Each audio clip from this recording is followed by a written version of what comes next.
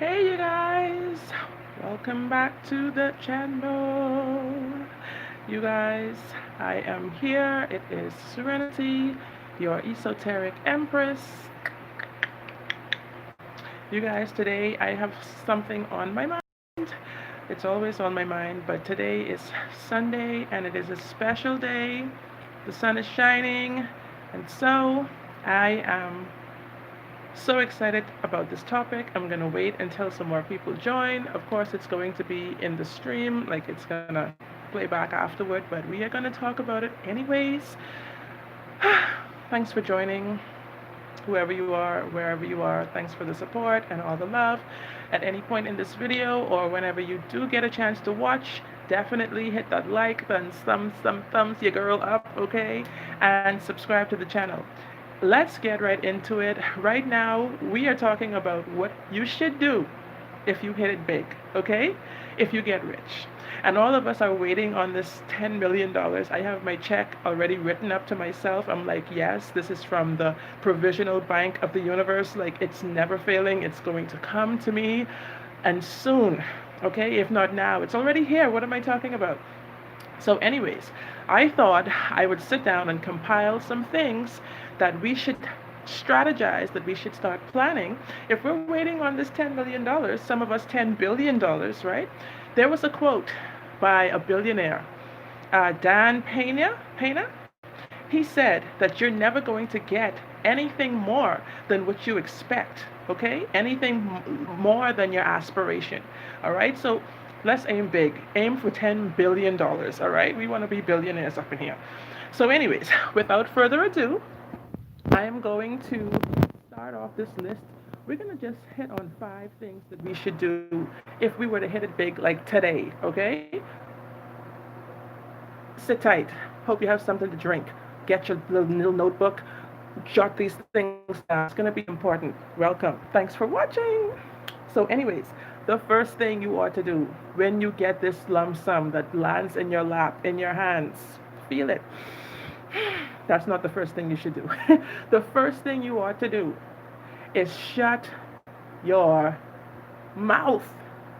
You do not want to go around spreading this news like, oh my God, I'm rich, bitch. Remember Chappelle's show? He's like, I'm rich, bitch. You do not want to do that, okay? You are not going to be rich very long if that's your method. Remain calm. Compose yourself. As you can tell, I'm excited already, right? It is here. It is now.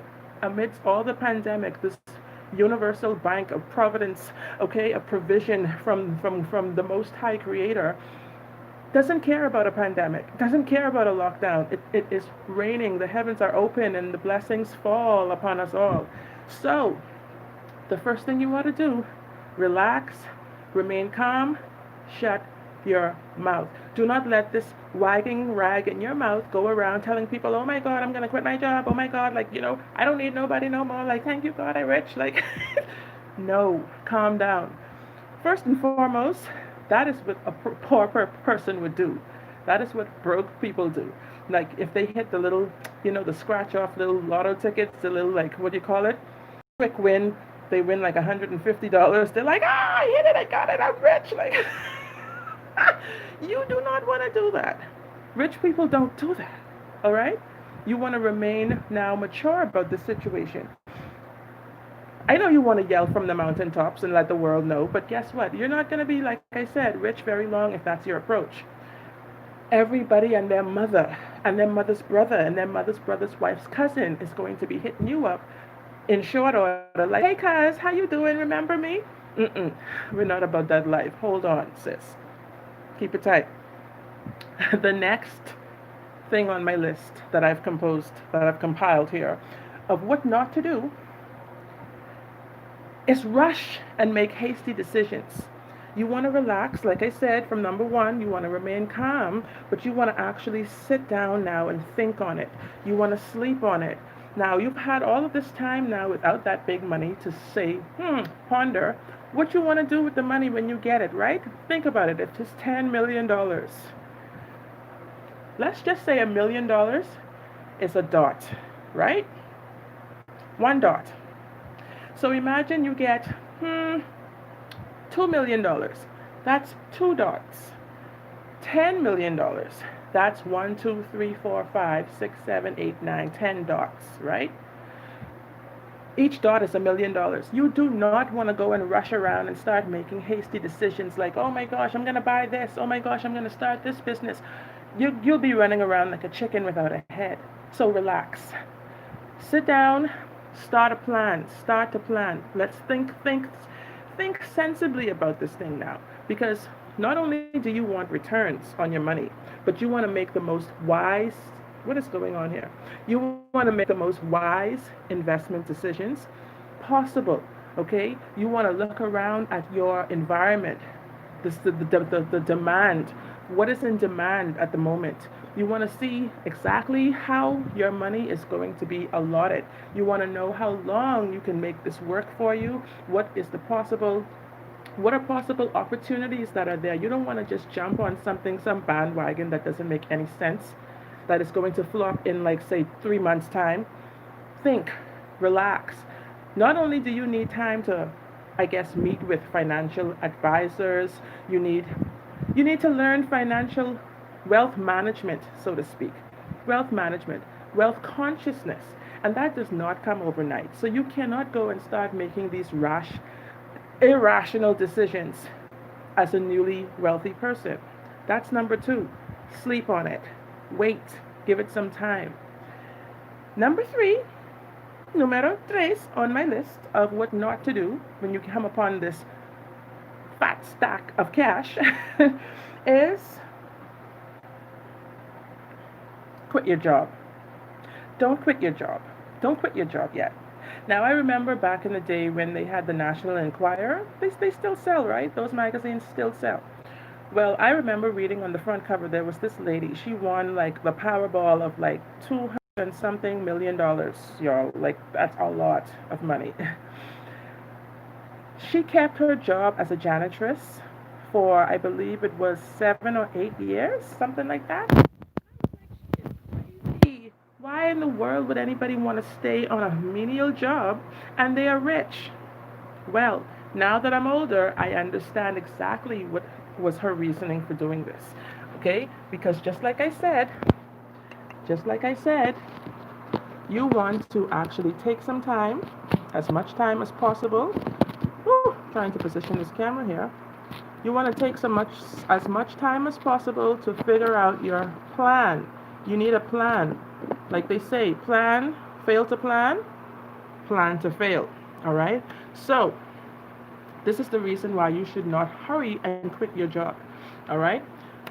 This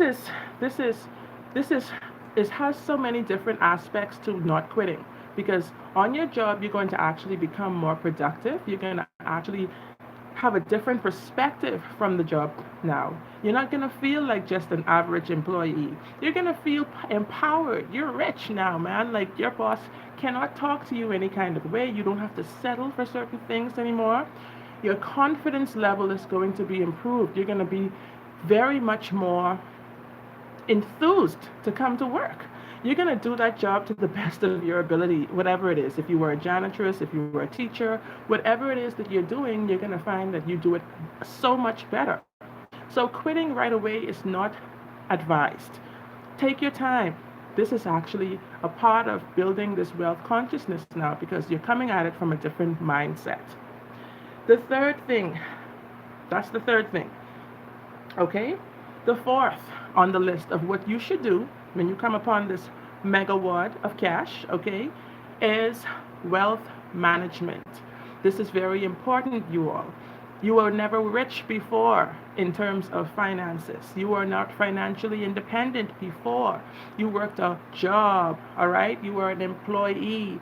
And so now you're coming at this from a whole different angle now. You are actually able to become an employer yourself.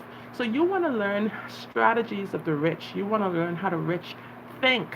You want to get around people who know about having money, people who actually have come from wealthy families, people who have been entrepreneurs for their entire lives, or, people who are just, like I said, wealth conscious.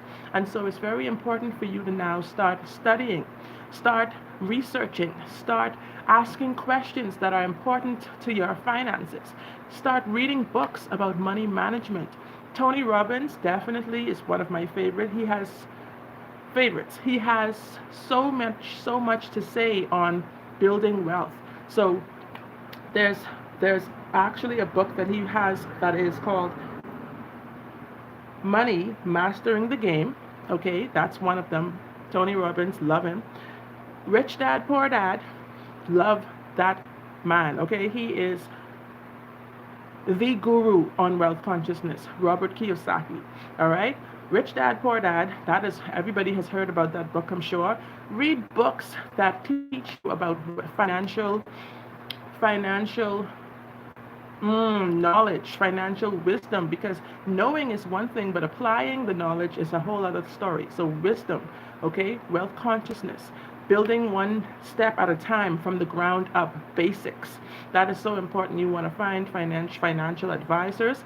There are so many different places around now, wealth management agencies, places that actually advise you on how to invest, how to save, how to make your money work for you, how to make the money grow in your sleep. All right? This is critical to staying on top of the game. That was number 4. Number 5 on the list of what not to do. This is one of those nots when you come upon this massive chunk of money. Do not go and start lending your friends, and every family member that comes along, like, oh my gosh, like I had this wonderful idea. I had a dream that grandma told me, like, 5 years ago that I should start this nail salon. Like, I need some investors. I need someone to support my business. Do not, do not, do not run into partnership with people. Do not, because everybody's going to feel like now they have such grandiose ideas of starting a business. You're the money king right now. Everybody's running to you. Your cousins are like coming out of the woodwork with ideas. Everybody's finding people who are sick in their family, like, oh my gosh, my light's about to get cut off. I need a savior. Like, bless your heart. No, wait, skirt. Hold up. Not only is this going to go against number 1 when you do this. Number 1, remember, was to keep your mouth shut. This is outing the secret. So when you go and start lending people money, they're going to go and start telling other people, hey, you know who's got it? She's got it. Go to her.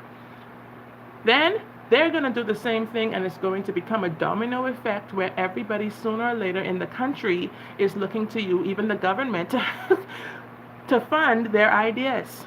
This is a no-no. Now, the money was a blessing. Of course, you want to be able to pay it forward. Of course, you want to be able to bless other people with it, right? Do so in your own time, in your own ways. Find ways to actually make it more efficient. If somebody is in dire need of help, you want to actually find out exactly what's going on. Number 1, if it's somebody that is near and dear to you, that is important to you, something that actually matters to your heart. 2, you want to pay, if you do, you want to pay the person not in cash, not directly in their hands. You go to that company if it's a medical bill, because remember now, we're keeping our mouth shut. We're not being cheap, we're not being mean, we're not being greedy. All right? We're not being indifferent to people's needs. No, we're not. We are actually protecting our investments. We are protecting our asset, okay, which is now the cash. So, you guys, think about these things. I hope you've taken notes, because this is very important. In this grand scheme of things right now, we know there's a shift that we are experiencing right now. We are in the shift right now. It's not going into a shift. We are in the shift right now. We are like 2 worlds that are merged, and we are like somewhere in the middle of the 2. Okay? Therefore, our manifestations, I feel like, can come at any moment, because we are like in between dimensions right now. And mentally speaking, we have to believe that, because that is the way it's going to be manifested by our faith. So, start to do your due diligence, do your research, figure out the things. You know something? I'm going to throw a bonus in here. I'm going to throw a bonus because this one, All the other ones make no sense if you do not abide by this particular one thing, what not to do. All right, when this mega fat stash of cash falls in your lap, do not go and start living above your means. This is totally critical right now, because a lot of us, when our financial situation improves, what we go and do now, we go and buy like the newest Mercedes Benz. We'll go and we'll even buy our 17-year-old son a Mercedes Benz. We'll buy his friend a Mercedes Benz because we got it like that. We just got this bub, right? Don't do it. Don't do it. Not only have you purchased a house that is like, say, $3 million, you've only got 10, right? Don't forget, we started off with 10. That was my figure. So if you've got 10, you purchase a $3 million home, you have to maintain the home. You have to now hire staff to help you out in maintaining that home. You have family members, immediate family members who need help. You love them with all your heart, and so you're gonna have to give them something. You're gonna have to do something kind for them. Not only are you shopping for yourself now, you have needs that you've needed for the last 15, 20 years. You're now going to the dentist. You're now doing all of the things that the rich people do. You're hanging out with new rich friends. You're doing all of this stuff. And you're still dropping money everywhere you turn. You're dropping money because you feel like you can afford everything now. Hold back. $10 million can only go so far. And if you're not getting a return on that $10 million, guess what, sis? You're going to be broke soon. So do not refrain, okay? Refrain from bawling everybody out there. Hold back. This is very important. And live within you. Do not waste money on investments, because a car is a dead investment. I know people say, oh, yes, you can buy, what about vintage cars, luxury, old school, vintage, classic cars? Yes. Usually, those are dead investments as well, because you're going to have to spend so much money amping that car up that it's not worth it in the long run. Chances are you're not going to get a buyer later on for that car. All right? So think about your investments wisely. Think in the long run. This does not mean become Ebenezer Scrooge. This means just think, wait, have patience, give things time. You want knowledge. You want to understand what you're doing, what you're getting yourself into before you go and make hasty decisions.